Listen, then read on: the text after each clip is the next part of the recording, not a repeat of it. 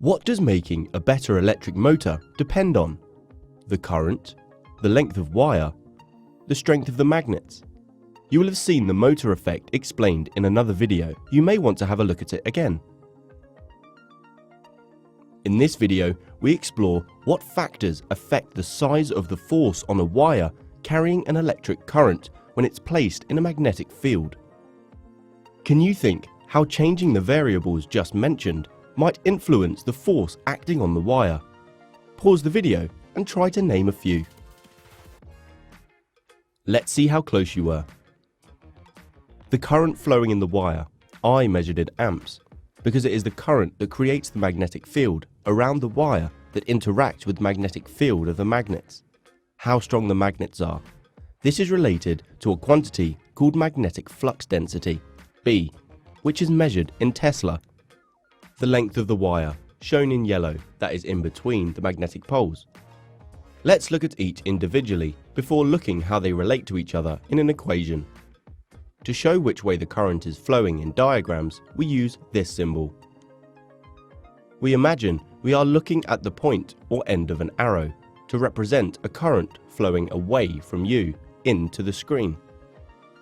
This cross in a circle represents the flights of the arrow going away from you. Let's add the concentric shape of the magnetic field using Maxwell's corkscrew rule.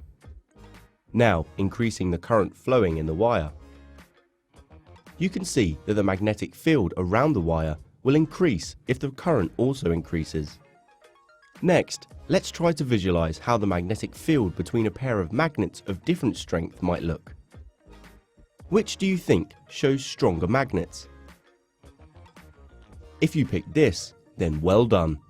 This is because there are more lines of force, or a greater magnetic flux density between the poles of the magnets.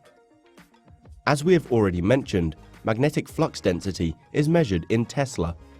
A typical weak fridge magnet is about 0.001 Tesla. A powerful superconducting magnet, as used in an MRI scanner, is about 1.5 Tesla. A strong electromagnet is of the order of 2 Teslas. Finally, if there is more wire to experience the motor effect, then it seems reasonable to assume that this will also result in a bigger force. More realistically, if this wire was looped around between the magnets, as in an electric motor, then multiple lengths would be added together. This portion of wire shows the part of the wire that experiences the force. So now we have a link between magnetic flux density, B, current, I, and wire length, L. F equals BIL. That was easy, wasn't it? Here, force on the wire is measured in newtons, magnetic flux density in Tesla, current in amps, and length in meters. You can see from the formula that increasing any one variable will give a larger force.